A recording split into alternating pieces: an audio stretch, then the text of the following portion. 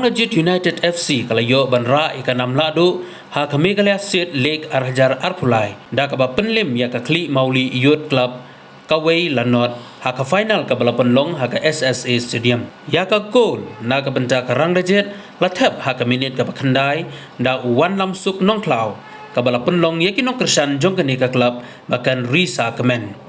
ha kani kesngi ladon langru usembut menteri rangba kajala ba sniaw bhalangdhar wa advisor jong menteri rangba ba Hamlet Sondoling wa additional chief secretary Dr. Sakil Ahmad deputy commissioner jong ka Iska Sales ka kong RM Kurba secretary of sports and youth affairs ka kong R Soklet Emily Barim bat ubadairu unong yalakai Barim jong ka Ri India u Eugenson Lengdo kidkhot jong ka Meghalaya Football Association bat kiway Hagani kesngi Karang Najit kalayo banra ya kasong pisa kaba sanlak tengka rengkat bat ke trofi.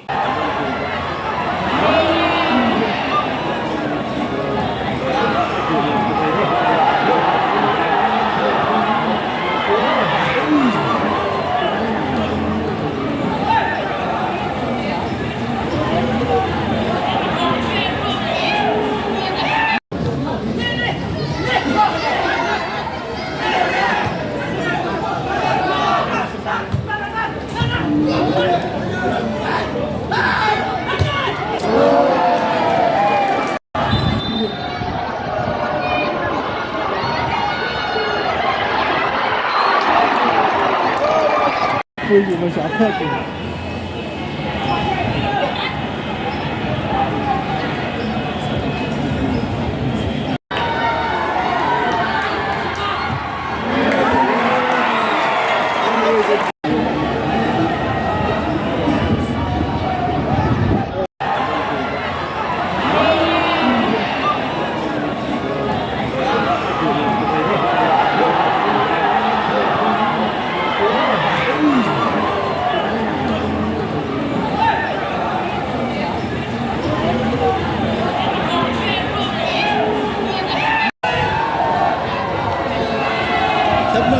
siya half time.